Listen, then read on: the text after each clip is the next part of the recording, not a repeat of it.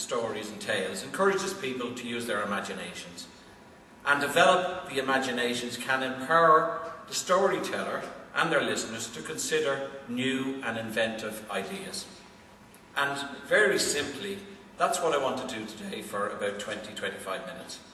I want to tell you a story about how we at Diageo have transformed sponsorship within our business, and ultimately with a view that this will inspire you with us to collectively look at sponsorships and the potential that sponsorship can have in the Irish marketing over the next, let's say, decade. I believe that Irish marketeers can use sponsorship even better, and we need to put our heads together to work on this and to unlock what I believe is huge potential for this discipline/tool. So let's hope we can use today to stir that imagination collectively, and let's see, can we have some action? Maybe not today, but in the future it may help.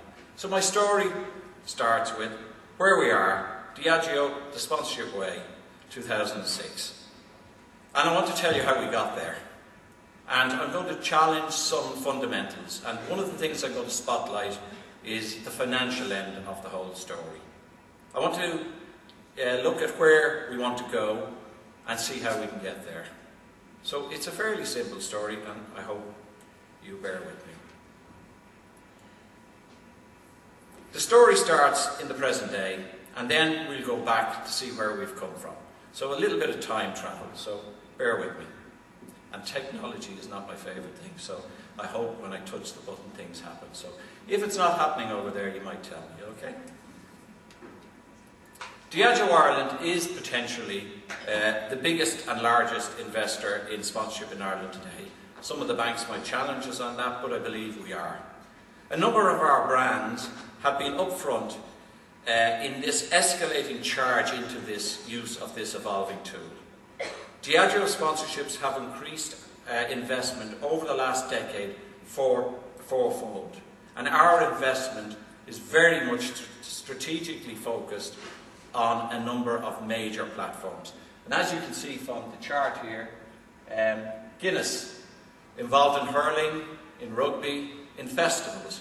And in the festival area, we are involved in hundreds of festivals, but the main ones, Cork Jazz, Oyster Festivals, Galway Arts, and as I say, 100 of smaller festivals all around the country, taking us through from May until September.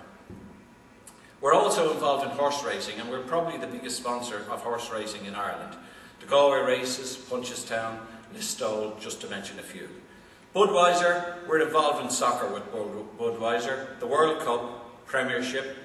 In the golf area, Budweiser as well, European Open, Irish Open, and of course the Ryder Cup. In music, we've just launched over the last number of years Bud Rising, a really exciting new sponsorship, and it's doing very well for us. Horse racing as well with Budweiser, probably the one that everyone knows, the Bud Derby. It's been going on for about 18 years. In Carlsberg as well, soccer is the main theme, and we're involved with the Irish soccer team, the Carlsberg Cup, and on the international front, we're involved with Eurosoccer and Liverpool. And we won't talk too much about Liverpool at this stage. As well as that, we have Smithwick's, and Smithwick's have just moved into a whole area around comedy and Cats Laugh and a lot of broadcast sponsorships. Some of our other brands, Bailey, Smirnoff and Harp, all have been involved and are currently reviewing their position to see where they may move to next within the sponsorship area. Now, I apologise in advance for some of the charts. Believe me, I'm not going to go through all the detail. I'm just going to pick out a few key points. Our brands have been part of a well-orchestrated strategic swing in our business, from a heavily trade-focused ad hoc within the mid-90s to a very consumer-centred strategic investment today. We spent a lot of time in the 90s and the early part of this decade learning about what sponsorship really can do for our business. We've developed systems, processes and tools to help us and to make sure that we can do this well. Diageo Sponsorship 2006 is, as I say, driven by brand strategy. which is integrated with all the elements of the marketing mix right through the line. And we believe this represents a leading formula for sponsorship success. The late 90s saw us switching to consumer brand building as our most important priority. The trade customer stroke consumer imbalance, while it was corrected, but we ensured that the commercial sales driven perspective stayed very much strong in our thinking. And I think this may be where some brands go astray. Many brands that switch to the consumer stroke brand building strategy tend to lose the sight of this commercial essence that's at the centre of all our trade customer-led activity.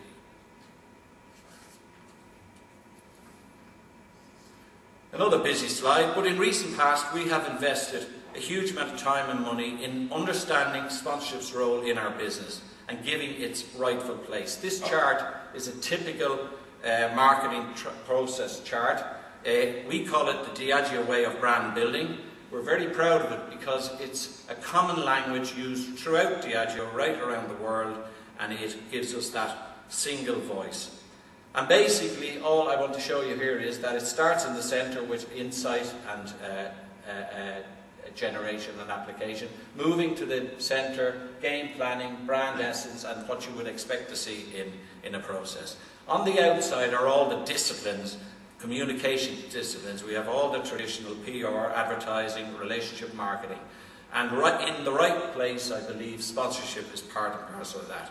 This, I believe, is recognising sponsorship's part, first of all, as a discipline and as part of a process, and not what traditionally just seen as a bolt-on to the marketing.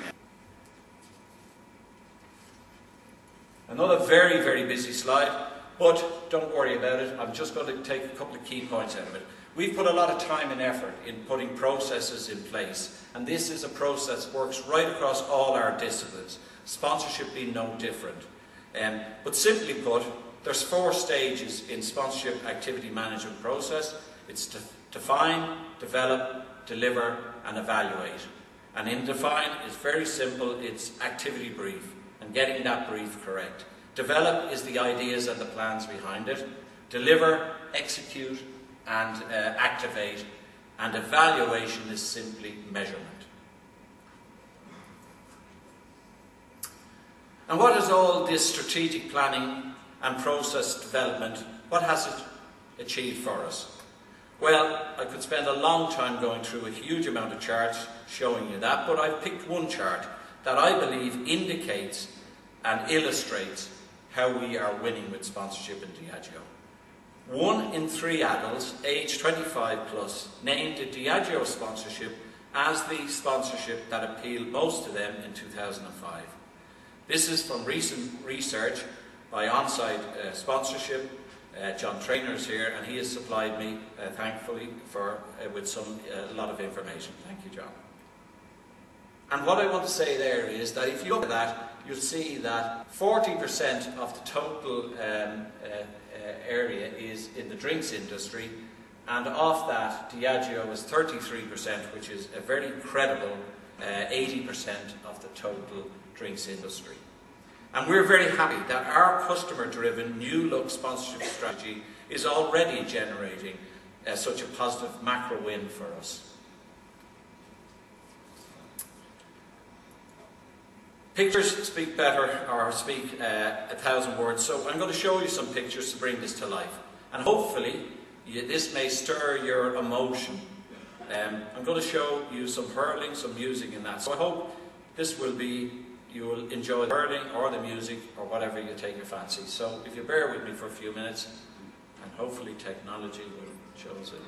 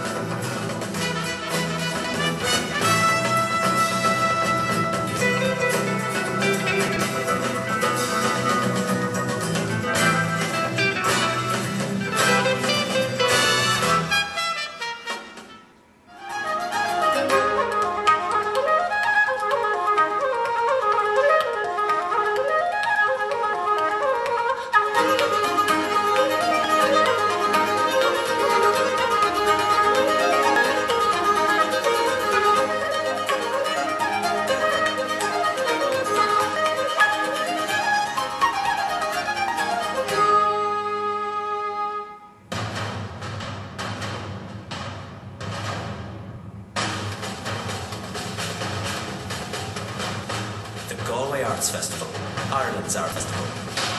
Supported by Guinness and Fáilte Ireland, July 11th to the 24th.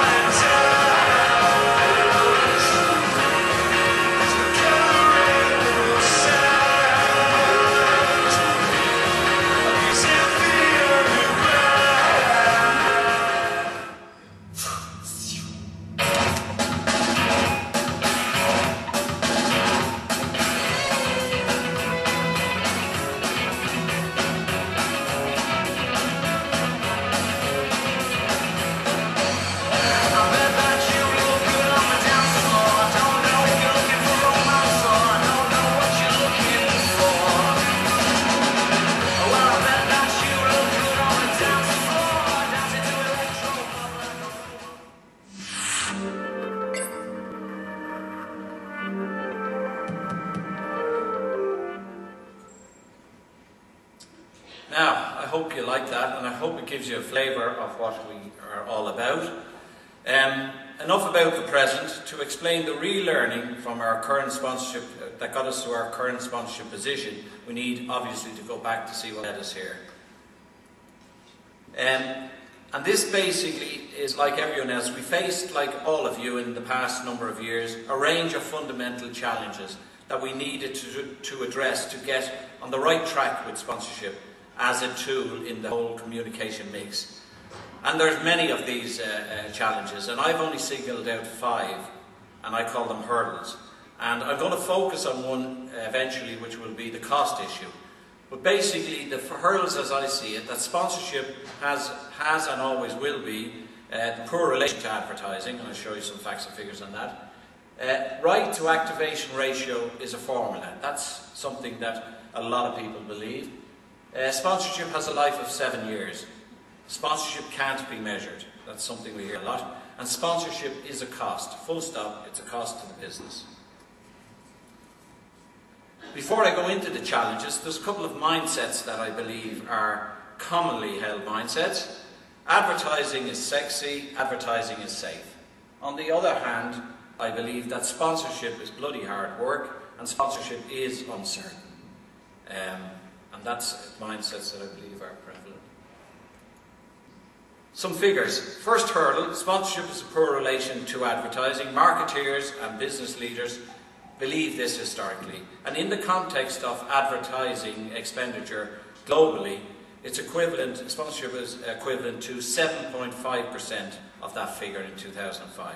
The growth patterns show advertising at a plus 13%, but sponsorship is moving, growing in the right direction, plus 25%.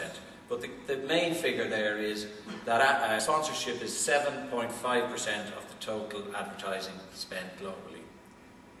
Yet, this barrier, facing this barrier, we looked at it for over the last decade, and it facilitated us to look at the tool in a different way. We could see the movement. Europe has an increase of 13% for sponsorship in 2006, but Ireland is the key. Ireland is plus 15 to 20% in 2006. That's the projection, and it's growing to 88 million. The final figures in here is just to look at it against some other traditional marketing communications. Since 2003, sponsorship has grown steadily, 6.2, 8.4 and 8.9. And in 2006, you see a growth for advertising of 5.8, below the line at 5.2, and sponsorship almost at 11%. So there's some very positive indicators for sponsorship going forward.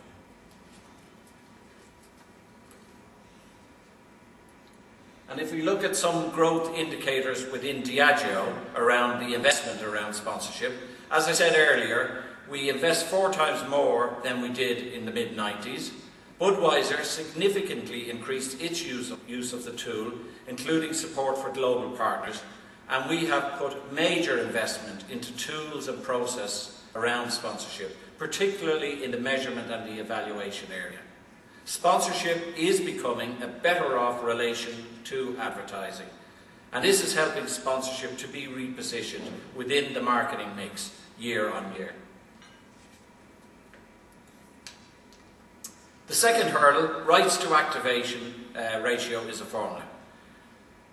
There were and still are some principles and rules that are laid down for all sponsors to follow. Following these principles cause marketeers and sometimes to run away from the proposition of sponsorship. The challenges are too great. They feel they can't live by the rules. One of those rules is that you must spend X amount against your rights buy. While we fully live by the need to back rights buy with real activation investment, an industry formula doesn't work for us. There is no set formula for spend versus rights. What is efficient for your brand is a much more important perspective to look at. But looking at ratios, you can see there in the auto business it's 1 to 2, in retail it's 1 to 2.5, telecoms 1 to 3, credit cards 1 to 3.5, and in the soft drinks, where all the money is, Damien, it's 1 to 6, and they are only guesstimates, I would suggest. In Ireland, I would believe that generally across the thing, it's probably a 1-to-1 ratio. So the third hurdle, sponsorship is alleged to have a life cycle of 7 years, and that's it. Ireland TSB, the Irish rugby team sponsors, were under the spotlight recently, and they have been tested against this principle to see if it was time for them to leave. We again have used the past decade of learning to build and to dispel that myth. We don't believe there's a life cycle. Our sponsorship life cycle belief is, in some cases, sponsorship do have periods where they deliver maximum value, but refreshing a sponsorship can deliver a multiple peak value over different periods. So looking at your sponsorship and refreshing them on a regular basis. In fact, keeping sponsorship fresh through brilliant activation can see sponsorships work better year after year after year. An example of that would be in 2005, our hurling sponsorship, which is 11 years old, is still growing on all key measurements. Awareness is up, affinity scores are growing. And of our top 3 performing trade sponsorships, the combined life of those 3 is over 100 years. Jazz were involved for 25 years, Galway Races 40 years, and believe it or not, the Galway Oyster Festival we go back 53 years. And there's no truth in the rumour that I've been at all of those oyster festivals. I think it's only 30. But there is other clear indicators outside our area, and Coca-Cola is a great example. Coca-Cola have renewed their FIFA World Cup sponsorship up to 2022, and they've been partners since 1978. So if my maths are right on that, that's a 44-year-old, or a 44-year partnership, and that proves that this 7-year thing is fallacy. The fourth challenge, Sponsorship can't be measured. This is what I faced 10 or 11 years ago when I started in sponsorship. You can't measure sponsorship, you can measure advertising. We put our money into advertising. Traditionally, the way it was done, media coverage and internal feedback were the measurements most commonly used.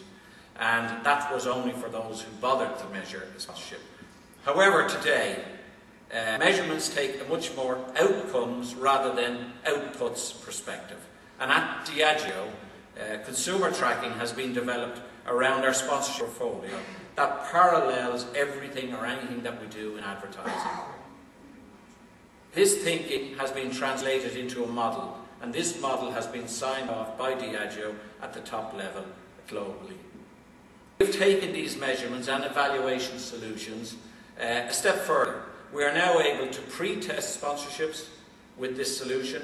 We're able to value properties, and we're able to carry this through to the negotiation stage as well. And another example of that would be the Guinness All-Ireland sponsorship again. We renewed it in 2004, and the reason we did, we built the evaluation grounded in the efficiencies derived from this consumer measurement. So we looked at everything and we came up with the solution very, very measured that it was the right thing for us to continue. The final and probably the most important barrier or hurdle is that sponsorship is a cost.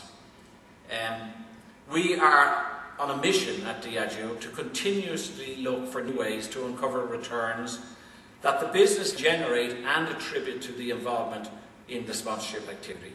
Remember what I said earlier about switching from customer to consumer focused. I said we must ensure that the commercial sales-driven perspectives should stay very strong in our thinking. What we call here, our net cost calculator tool captures all the costs of the activity: fees, implementation costs, activation costs, and evaluation. But this is counterbalanced with the returns, and these are proven returns that we believe are delivered back to the business. These are values within the contract and the assets within, the hospitality, the property activation by the property owner, and contribution from volume and other things. Just a small number of things. What I'd ask you to do is look at that as a balance sheet. On the left-hand side you have the costs, on the right-hand side you have the returns. And this then gives you the net cost of the total sponsorship. So it's our belief that the cost of sponsorship is never the true cost. There is always money back in. This is money that would never have happened if the sponsorship didn't. This truer cost perspective helps us in turn to look at how much really it costs around our brand building investment. And include as well, it led us to the belief that you can actually look at sponsorship and how much each sponsorship connection, costs the business.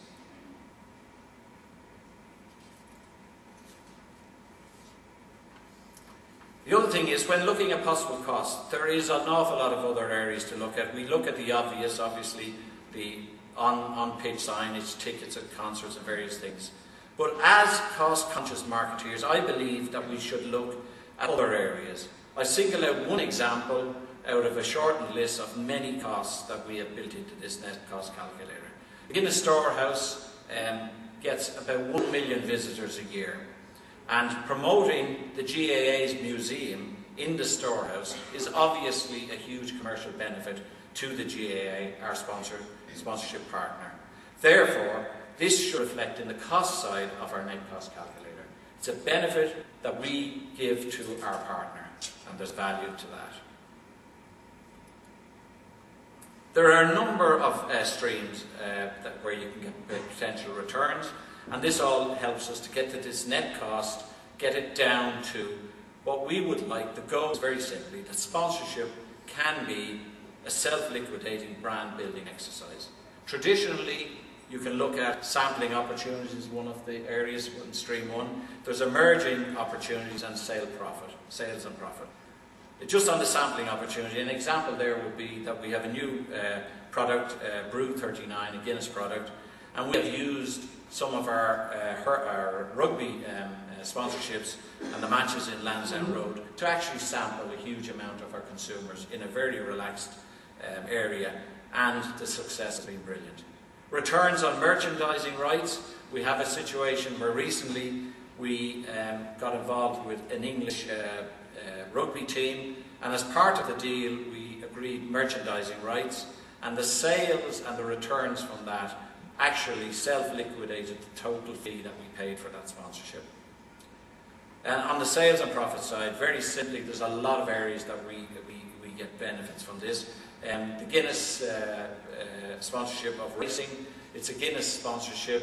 Our products pour, Guinness pours all our draft packaged beer, our portfolio around spirits, wines and everything, and the return to us is significant.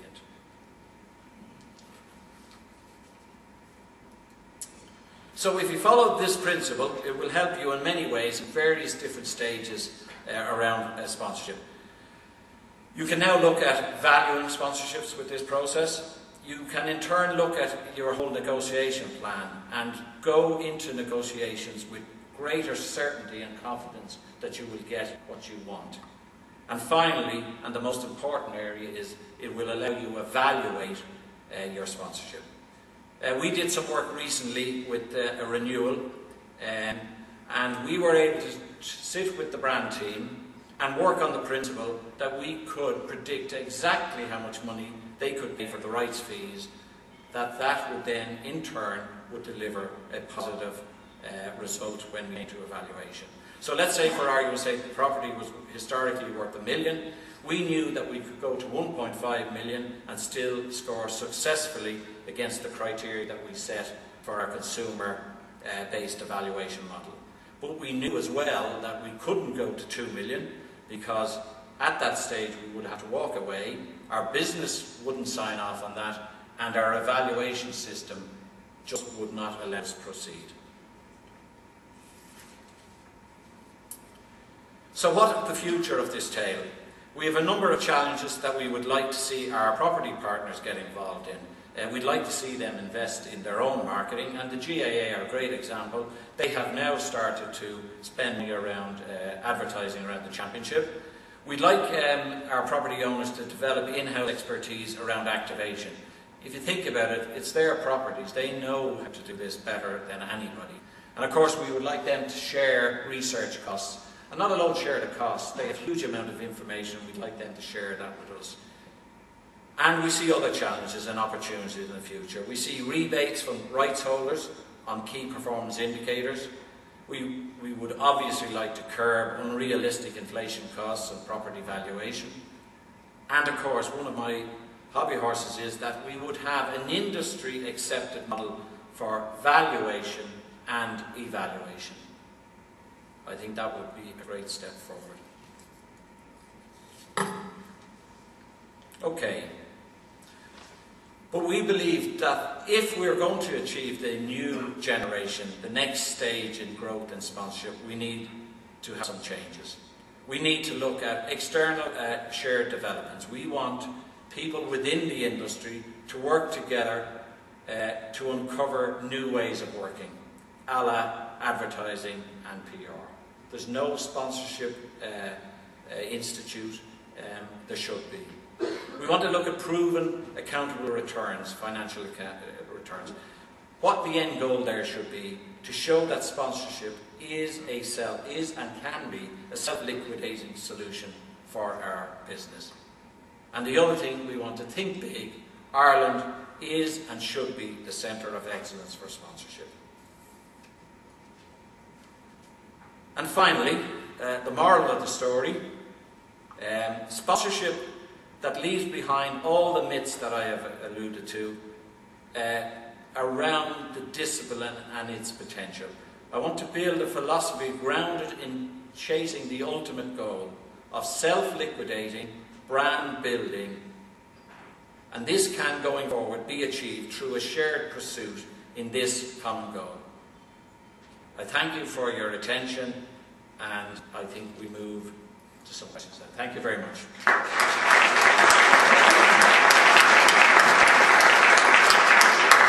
My Michael also said if anyone was stuck for tickets for the match on Saturday, if you couldn't see him afterwards, no problem at all. Have we any questions for Michael? I know it's getting late. We have one. Over there. Good, thanks very much.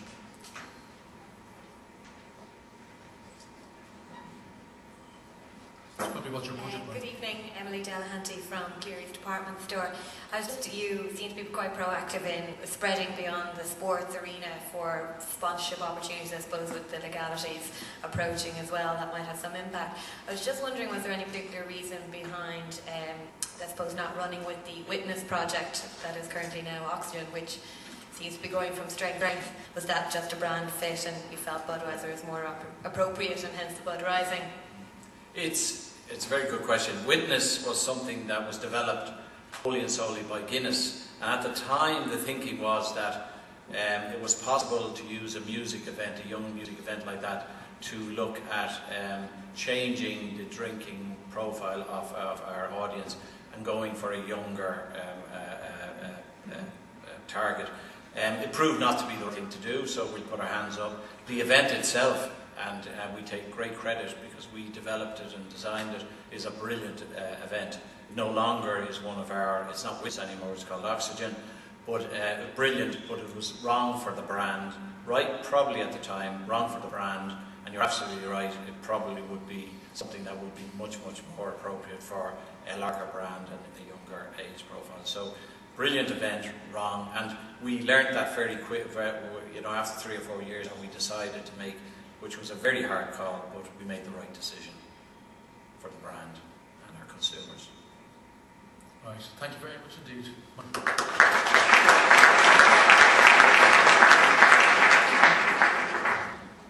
And lastly, before the bar opens, Alda McDonough is a co-founder of Alternatives, which was founded in 2000, where they're passionate about developing marketing talent. Marketeers, she says, are real people, which came as a surprise to me. And she'll now talk about her experience of trends and perspectives on the real face of marketing. According to her, if we don't adopt these models, we will die. So put me there for that. Ladies and gentlemen, Ms. Alda McDonough.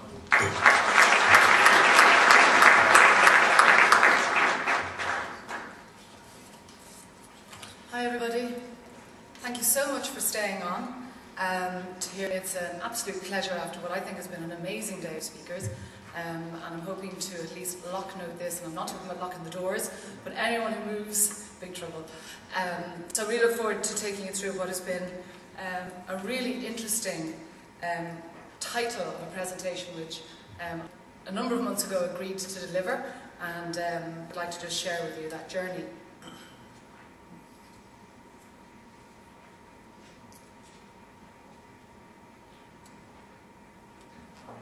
Yeah. Great. So it is a journey that I went on in part for this presentation, but in general as part of keeping very much up to date with what's going on in marketing. We would be constantly looking at what's going on out there and why. So I went on a particular journey for this, and the journey that I went on involved a bit of travel. It involved phone calls. It involved dipping into professors in academia. It involved talking to very, very complicated techie people in the States. It involved me getting on a flight going to the UK and meeting an extremely interesting person from a company who does consumer insights, consumer innovations. And I'm going to share a lot of those anecdotes with you.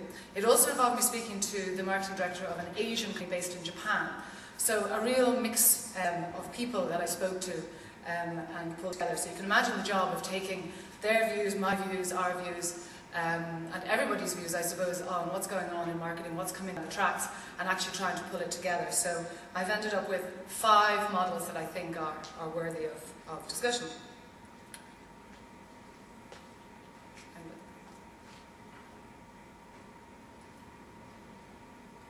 Sorry about this. Okay, just get the hang of it. Okay.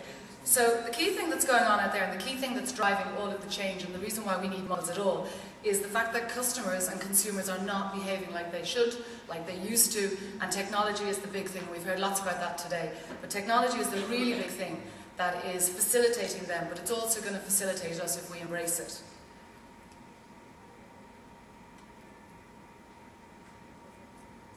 So seismic change, commonplace. And it's really, really important that we understand the importance of the seismicness of it. Because if change is incremental, like a competitor launches a new package or a new brand or something relatively small, our current model of marketing will take that in its stride.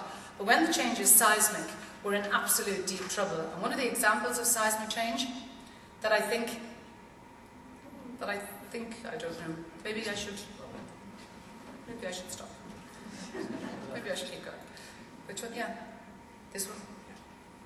This one here. Okay, perfect. Sorry about that. Okay, so seismic change. And one of the things that's an example, I suppose, and it is an old example, but I think it's very, very relevant, is Xerox. And not Xerox nowadays, because Xerox is absolutely fantastic, managing its debt hugely, really coming back. But back in the early 80s, it faced a seismic change. It had a really comfortable marketing model, business model, which was high service, expensive machines, and customers just kept coming back again and again for service. But the world changed, and their competitors came in and changed the model, changed the business, changed the industry. And those competitors were Japanese. And they came in and they said, to hell with service, to hell with managing all of this ongoing relationship, we're going to tell you disposable photocopiers, change it. When it grows, come back and buy it. We'll make it cheap, we'll make the parts cheap, and we're going to change the game. And that's fine, that happened. But the problem was that management in Xerox, who'd been top dog for so many years, actually just went into denial. They didn't believe the market statistics. It was all lies. Couldn't possibly be. And the arrogance of being a market leader actually came home to roost. So this Alan Sugarism, as I've coined it, I think is very relevant, and that for all of us in the room here as marketing managers, as marketing directors, or in any way driving the business, it's our responsibility to make sure the business changes, not to avoid change. And I think that's one of the backdrops to all of this, is so many years have been spent avoiding change that actually we're not comfortable with it, we panic and we don't face up to it. And it's one of the really strong models that is coming through. So the current marketing models that we're all working to are over-managing markets. We like it when we know the way it is. We like it when we're the market leader, particularly. We don't listen to customers enough. We don't know how to listen to them. And one of the reasons that we don't know how to listen to them is because we don't actually meet them. We have layers and layers and layers and layers of barriers, processes between us and the customers. And some of the most powerful stuff talked about today is in those people who are actually engaging directly. And I'll come back to that. But also under sensitivity to our competition. And it's not in the old days of number one, number two competitor. It's actually in the new days of who is the competition anyway? Because who you think they are is probably not who they actually are. So a really, really important mind shift for all of us if we're ever going to broaden out into new models of marketing. This is one tip that I feel compelled to share with you, which is trendwatching.com. And the reason why I'm sharing it with you is because it's absolutely fantastic as a source for anybody involved in consumer marketing. But the other reason is because I could speak all day on consumer trends and not even scratch the surface. And it's not that I'm that clever, it's actually that there are so many consumer trends. There are huge trends, there are micro trends, there are trends for each sector. So make a note of it, go onto it, stick it on your desktop and have fun with it, because it is an amazing resource for consumer trends for any marketeer. So, to go back and focus really on the 5 models, these are the 5 that I'm going to cover. 3 of them consumer-oriented, 1 of them very big on competition, because I think some of you may be involved in B2B, some of you may be involved in a non-consumer capacity, so it's important that there's a model and relevance outside of pure consumer. And finally, what's very close to our hearts is about managing people and actually the talent that you have to drive all of these in the first place. So the first one, and again I think it has come up a lot, and one of the things I think about being last on the agenda is actually it's like the comedian, all the best gags might be gone. So I'm going to view this as actually pulling together a lot of what's been talked about today, but there is a very stark reality for us with the consumers, and the fact of the matter is that they trust each other more than they trust us as marketeers. I think that's a very big shift. So, sorry John, just 1 second. Oh, too late. This was the, thank you, sorry. This was the company that I went over to meet in the UK, and I went over to talk to IDEO, this innovations company, and I went over to talk to her generally about hot models, but actually to talk about giving consumers great experiences. But in my conversation with her, there was a couple of sound bites that I thought were worthwhile, and this is one of them about how the internet has empowered consumers. Share with me my pain of seeing me on video. I will try not to cringe. What the net has done is it's made everything transparent. So people no longer take the word big companies. That's They right. can Absolutely. make up their own minds, they know what's going on. And also, you can almost do anything yourself on the net now. So you can do anything you like yourself on the net. And as consumers, if we think of this today, even in terms of our own consumer behaviour ourselves, I think that hits home very hard. And I don't know if any of you are familiar with this site, TripAdvisor? Yeah? If you are familiar with it, I don't know about you, but I find I can't go anywhere. I don't go to Longford without checking out the reviews on TripAdvisor. And the really important thing about TripAdvisor, I think, is just look at their tagline. Get the truth and then go. And that's a huge statement. That says that anyone saying at you is not telling you the truth. So quite a huge positioning or repositioning of traditional companies. So I just thought, for those of you who aren't familiar with it, that I would just do a screen grab for you of an example of the power of TripAdvisor. So on the left you have the blurb, the marketing blurb, which is the beautiful hotel in Florida. And on the right you have the consumer, the TripAdvisor consumer contribution. And one of the things that TripAdvisor have now started to do is they've gone on to allow consumers to put up photographs as well as the blurb. So what you've got there is the blurb and the truth, and they're quite stark. So you're going to book the hotel, possibly, but at least you've got some sort of direct consumer input. eBay took that one step further, and they allowed consumers to trade with each other. And I'm sure we've all had a bash at buying or selling on eBay. So again, somebody else is going to change the model for you. And on the B2B agenda, this is a new-ish service, recently sold to Yahoo for 30% of it, sold for $1 billion to Yahoo. So the power of these forums that are being created. And this actually brings together B2B suppliers from China and the Far East together. So this consumer-to-consumer and B2B force is absolutely affecting the bottom line.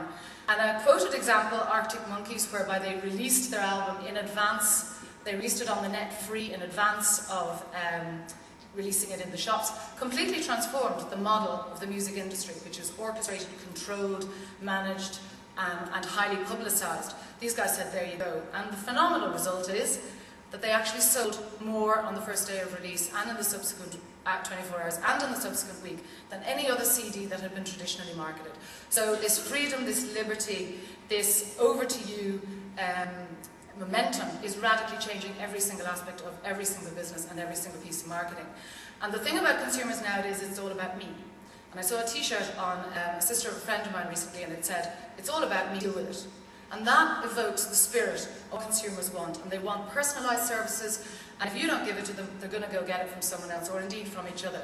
And some of these products here are what I would call low involvement products, but the Lexus was one that caught my eye, which was such a high involvement product, and yet you can go to Lexus now, and it was an ad I saw, and you can actually set your electronic set your remote control, you personalise your Lexus. So that's where it's going to.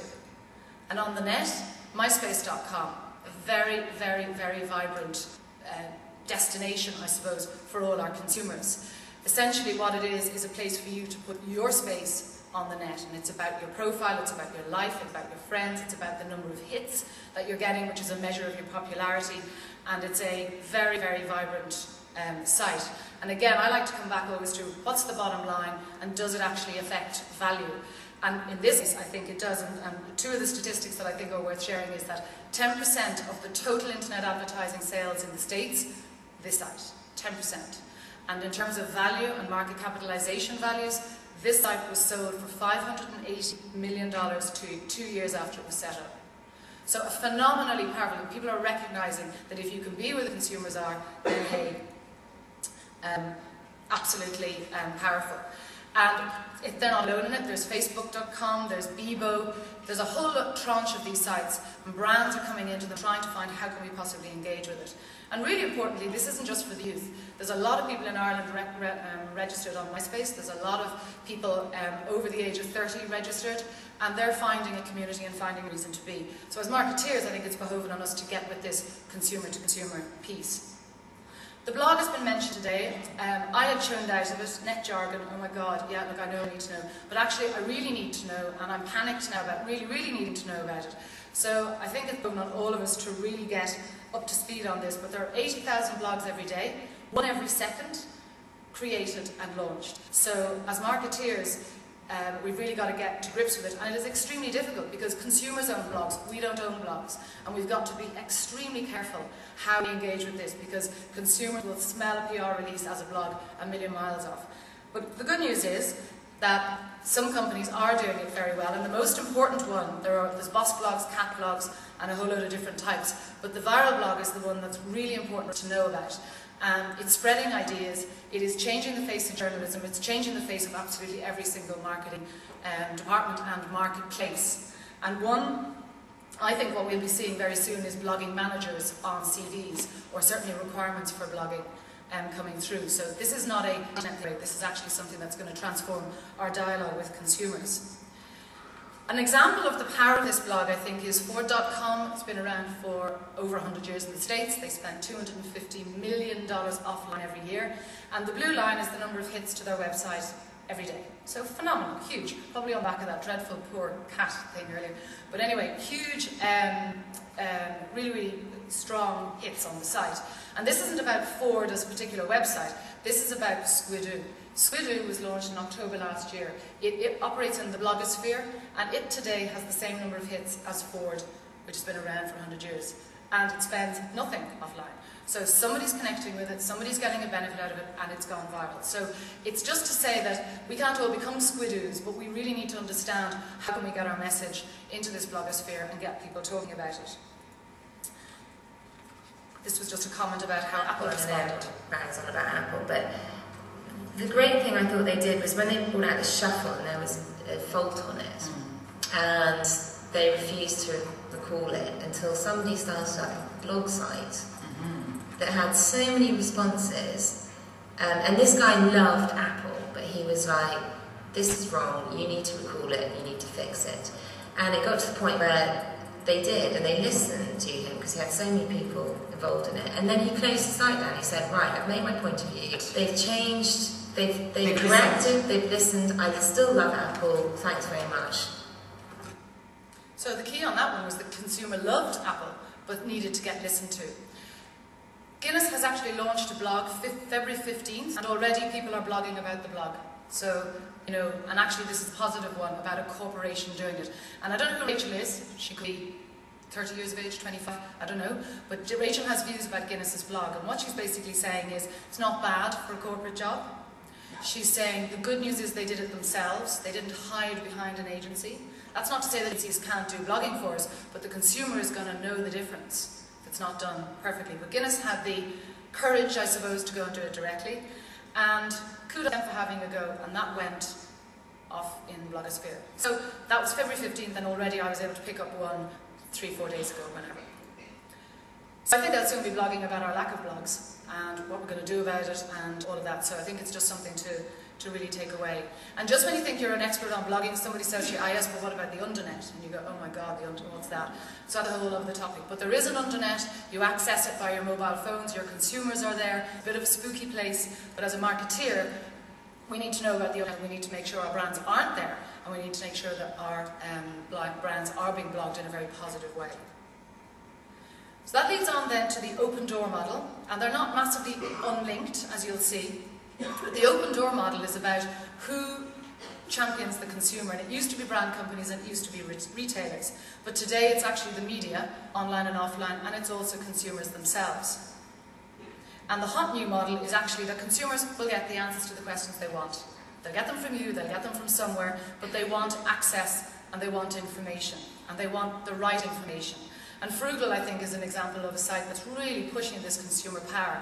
Don't know again if any of you have heard of it, but for me it was a really active consumer power tool. But basically what Frugal will do, and you'll recognise its source from Google, it will allow you to get the online price of any item at all while you're shopping. So I went on and had a look at digital cameras, and was able to compare straight away price available on the internet, so that I can decide to go to Cons Cameras or I can decide to go here, but that's my choice because the information is now available. And the texting service is absolutely fantastic. You actually can text in, you're on Grafton Street or wherever you are and you want to shop for something, they'll text you the online price. So again, massive shift for retail, and this is what our consumers are doing today. And in Ireland we have Shopping Bill. It's an Irish website, and every Wednesday they upload the price the new product, the promotion of every single item available in retail stores, in supermarket, grocery in Ireland.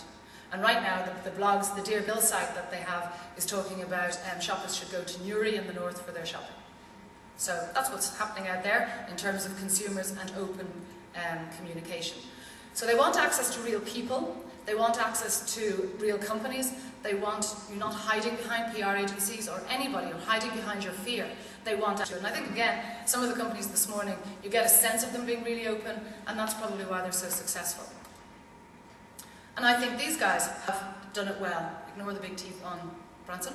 But what they do very well, I think, is give you that spirit of generosity. EasyJet brought the TV cameras in. My God, what companies would have the courage to do that? But they did it, warts and all. There was an openness to it. And again, it does speak to value. It does speak to a measure of success. You've got iPod there, and I know it's been quoted again and again, but there is an openness about it. There is a sense of, yeah, I kind of know the guy who owns that, and I can relate to that because there's a spirit of openness to it. So in this research that was conducted by Fitch in the UK, it's a brand design agency, they actually asked consumers to talk about this openness, and what they came back with was, we want to get to know the brands that we spend our money on. So the big traditional, they understand your public persona, but they don't get you, they don't get your real person. So I think that's it's a really important thing of consumers want to connect with brands. And we can either leave it to the new funky sort of open companies coming through, or the larger traditional companies can actually start to try and engage with this. I think this ad here really epitomizes a spirit of openness and transparency. Yes, please, take a look at this. Specsavers are explaining their prices openly. They are. They've got this three-step thing. Look, first, pick a frame, add lenses, then add extras. Note how Pentax lenses are included. You can work out the price of the glasses for yourself. Great. We're not here to applaud them, Jones. Where did you get your glasses, by the way? They really suit you. Must have gone to Specsavers. So when I was using this ad, I was thinking it could be in the open model, it could be in the competitive model, it could be in the simplistic model, but what a powerful place that you've actually got a brand positioning that is speaking to so many things that consumers are actually looking for. So in the open model, I think what we need to do is two things. We need to get our houses in order, and that's everything from food ingredients to environmental to employment policies to the whole thing that you need to have consumers very positive about you, and then open the door and welcome them in and have nothing to hide. So, third model, the experiences model, is also a consumer-related model. And a lot has been talked about experiences and experiential marketing over the years, in fact. But I think one of the big differences about it is actually talking about the buying experience and the experience of doing business with you. So just on the chart there, you'll see 3 levels of experiences. Life experiences, we don't go on holidays anymore, we go on experiences. And we go off into the ether. And that's fine, and that's for travel companies and for those companies and businesses that can deliver that. But coming back to the more day-to-day, there's 2 levels where consumers can have experiences from us. One is in our marketing mix, and one is in how it actually feels to be a business, a customer of your business. And I just want to talk about those for a moment. So the first one, is experiential marketing. And what experiential marketing is really about is just saying, you know my product or service, I want you to help you touch it, hear it, see it, feel it, whatever is appropriate, but go beyond telling me about it. Go beyond talking at me and bring me into the world. So this is an experience that one large company did try to give their customers. A lot of the big companies that rely on advertising are now having to learn it, and some of them are doing it very well. I mean, Kellogg's actually did a great piece of experiential marketing, which was a rubber park bench. So you sit on it, and it goes, bends down. Yeah. At the back, there's a little plaque that says, do you have to go on the Kellogg's diet? Fantastic. And that's kind of fun. That's a big company that's, managed to sort of get you on an individual basis. I want to get into it, I want to do it, but I'm afraid that I have the reach. How many people sit on that park bench versus see the ad on the telly? So does the issue of I tell you, number of experiences. I tell you what the difficulty about it is it's difficult to measure because what you get is you get word of mouth. Now, word of mouth is more powerful than TV ratings, actually, but it's very difficult to measure. Yeah. So, you know, I think it's Paul, actually, who I work with, said that, you know, the new luxury now, it's not about having a fancy car, it's not about people like Alex, it's about having amazing stories to tell people around dinner parties. It's the new social currency, it's having a great story to tell. And if brands can enable that, you know, that is much more powerful, but I don't know how you measure it. And I think that's really the nub of it. Certainly for me, it was the TVRs and the ratings from above the line. You can get it. But it's very difficult to go into your CEO and the market and say, I'd like to do this nice experiential thing. Well, actually, it's about generating word of mouth. And I think there are companies and suppliers and agencies and people far more expert in this field than I who do know how to measure it and can certainly make a start at measuring it. But it's something that consumers will remember. And these are a couple of examples, again, that I thought were cool experiences. The Cool Zone one was in Leeds and Coke, huge temperatures, as you can imagine, in middle America. And in the summer, you literally walk through this, so you get that physical refreshment experience. Simple, bang-on strategy, but the consumers will then go and talk about that. And Jemison here, right on our shores, in the airport, you can go and watch the short movies, just while you're waiting on your flight. So again, just take a bit of time, think about it. It's no big deal, and it's not about changing the marketing mix, I think it's just about introducing things to get your consumers talking about you into your marketing mix.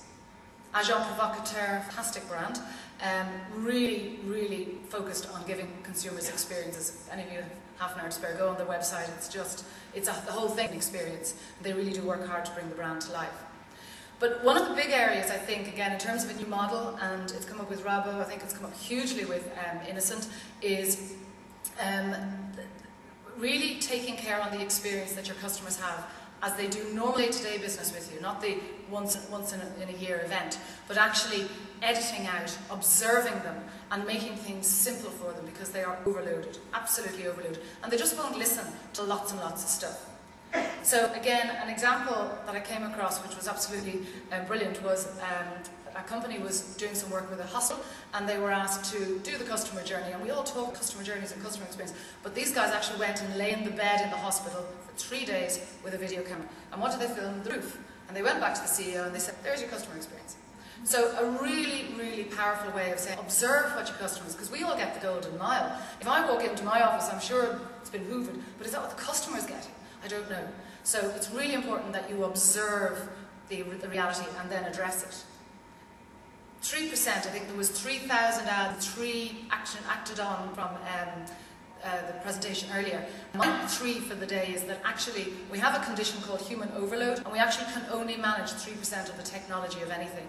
I use 2 buttons on my remote, I use 3 things on my phone, I don't even go near the digital anything. So there is a reality, and less is more. And that's not just technically, that's in information, it's in processes, it's in absolutely everything. This is sorry, I thought it would start automatically, excuse me. This is a really great example from Vodafone of actually sizing up to keeping things simple, and it's a whole product that they actually launched just about keeping things simple for the consumer.